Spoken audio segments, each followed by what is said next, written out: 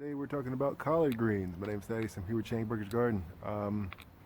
So as you can see behind me, those giants are our collard greens, and these are Georgia. I think Georgia collard greens. I'm not sure that's the technical name for them, but that's the name that comes on the pack.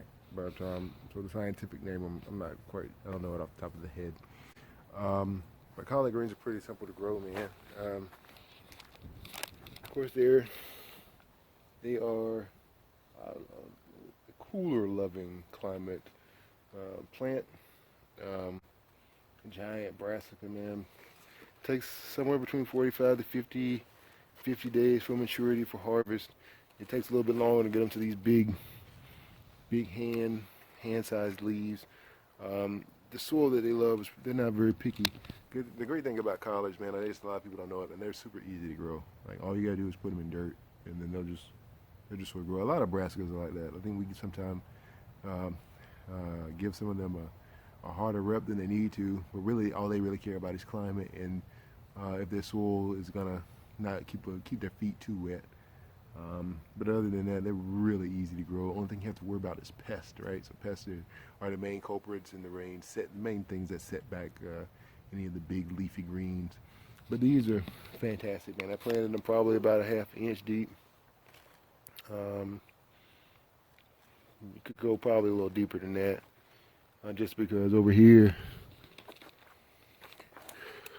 where my chickens were, they scratched them up pretty good. She came through and scratched all that up,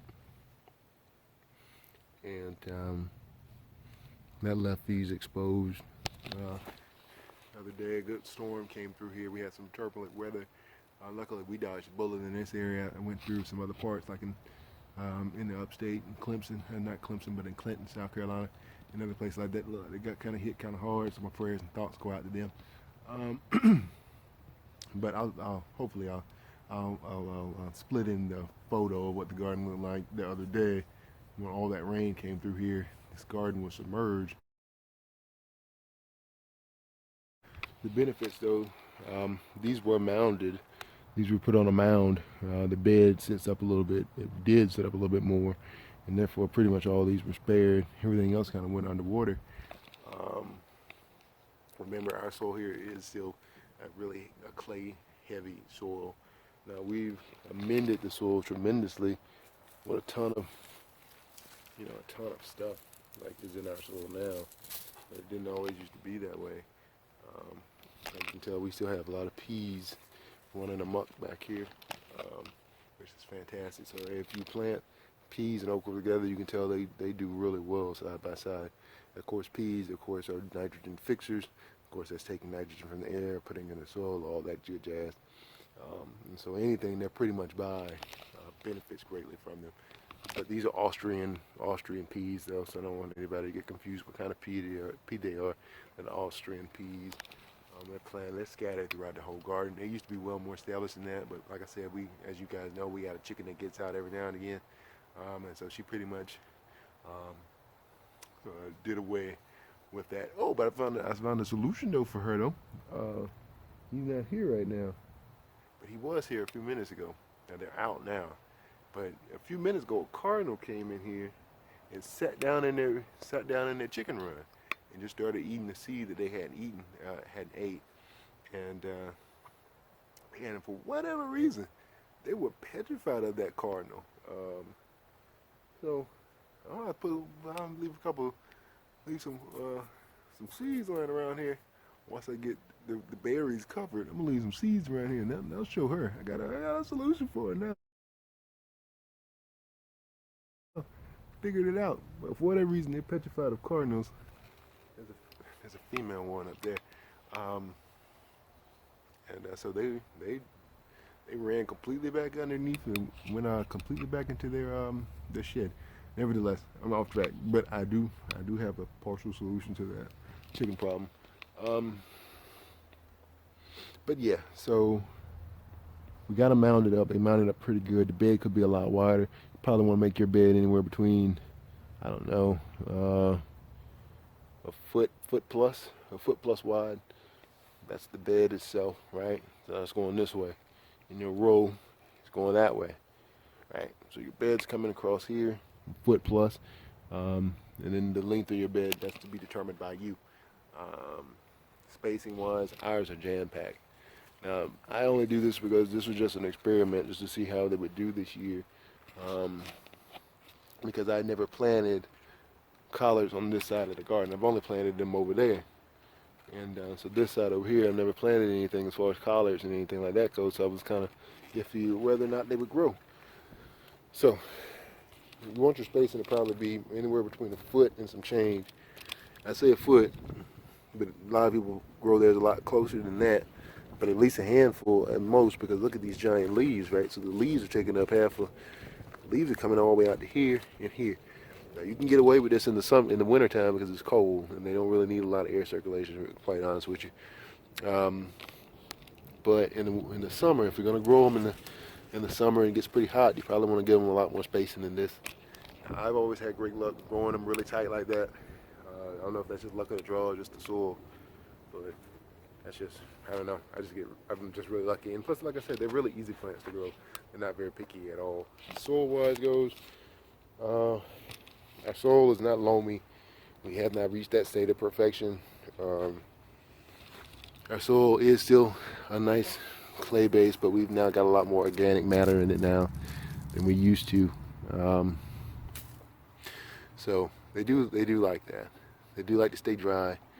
And even though it flooded a few days ago, you can tell that soil that I just picked up, even though this used to be heavy clay, it's not sticking to my hand.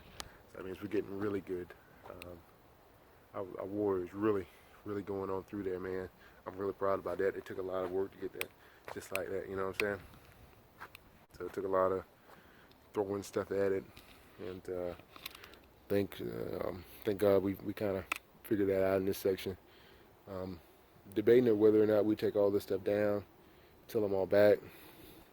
Of course, at the end of their life cycle, well, I shouldn't say the end of their life cycle, but once it begins to warm up, your collards will give you a seed head. They'll flower, just like this old stunted broccoli over here that I pulled up from the other side of the yard. But now, actually, it's reestablishing itself. Look at that. It's got new leaves on it and everything. So it's reestablishing itself. So I'm just going to let it flower.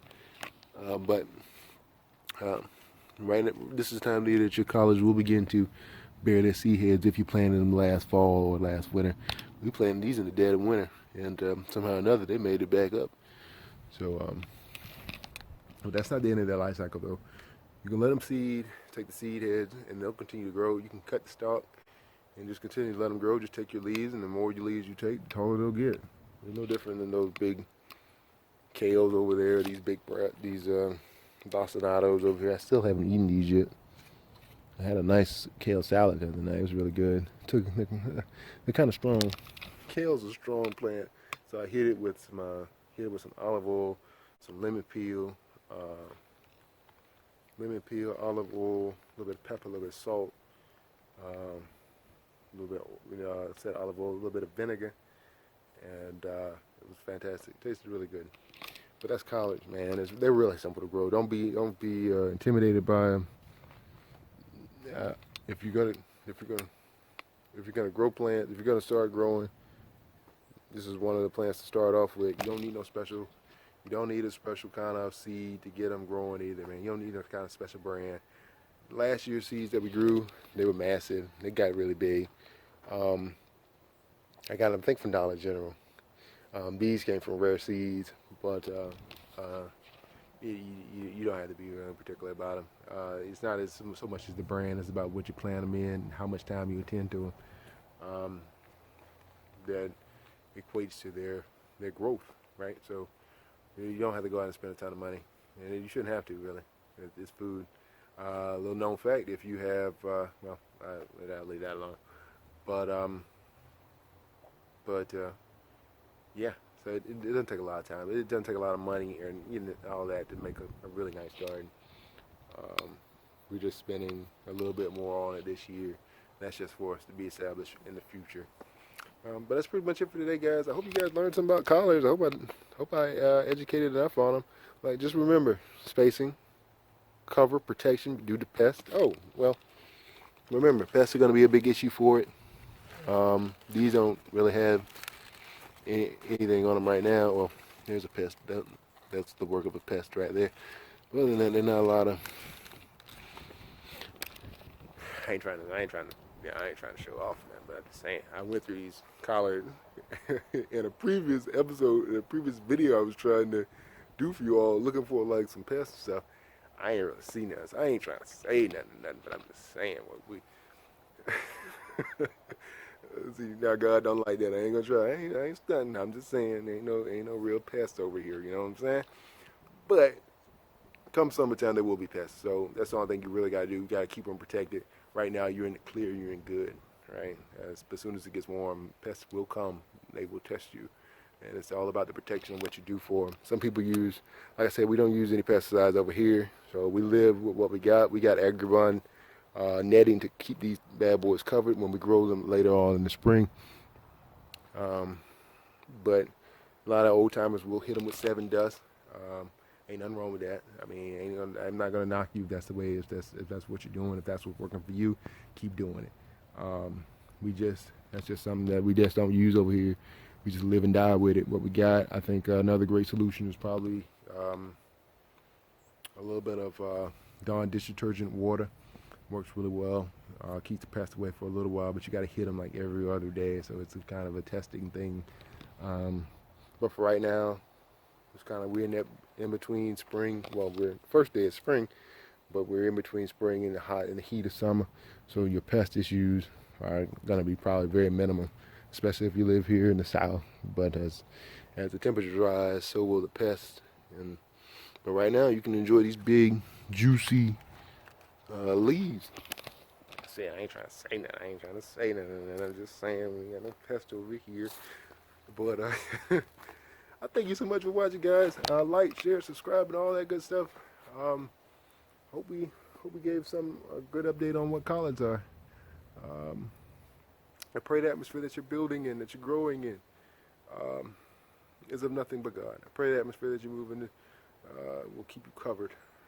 I know He is always continuously watching, and He is a God that is just an awesome God. And I thank you so much, guys, for watching. Let's get it again next time. Next time we will be untarping that tarp back there and going with that. What's left? No, gonna get kind of dicey. But thanks so much, guys. Let's get it again some other time.